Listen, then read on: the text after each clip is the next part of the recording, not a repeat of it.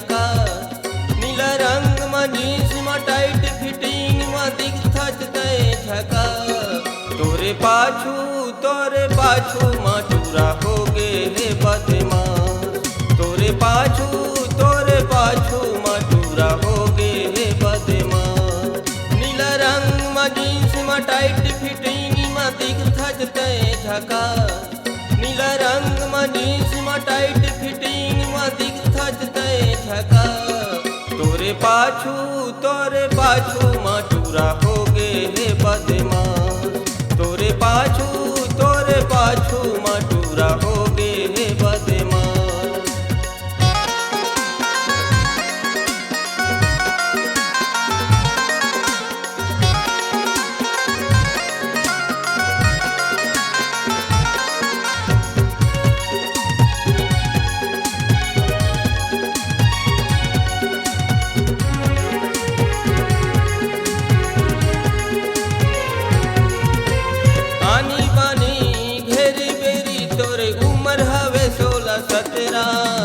तोर जवानी हर मारा थे लहरा गली हो गे दहरा।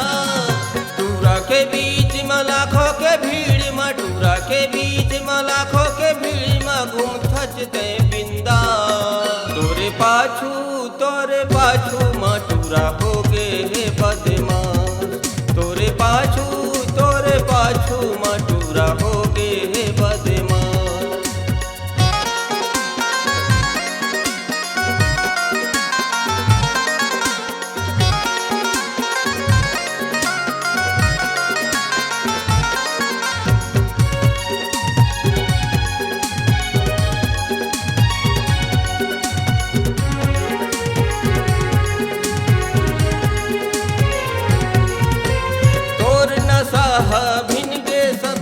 दिल के खोली कोना कोना होश उड़ा दे मती भुला दे करे जादू टोना।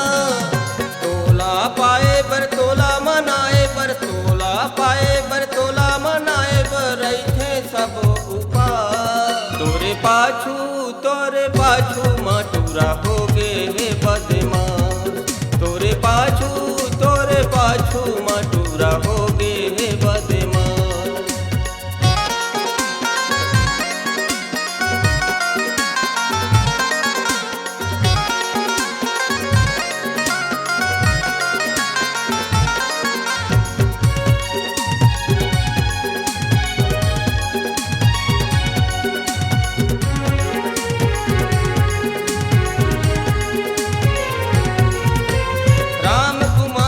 मन हम चलते देख के दिल धड़कते।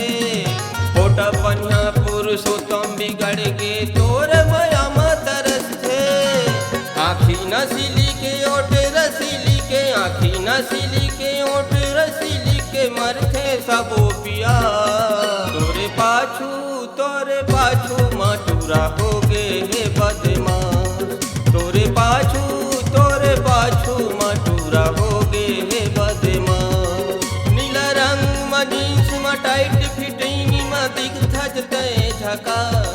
नीला रंग में जीन्स में टाइट फिटिंग में दिखत तय झकास। तोरे पाछू मटूरा हो गे हे बदमाश। तोरे पाछू मटूरा हो गे हे बदमाश। तोरे पाछू मटूरा हो गे हे बदमाश। तोरे पाछू मटूरा हो गे हे बदमाश। तोरे पाछू मटूरा हो गे हे बदमाश।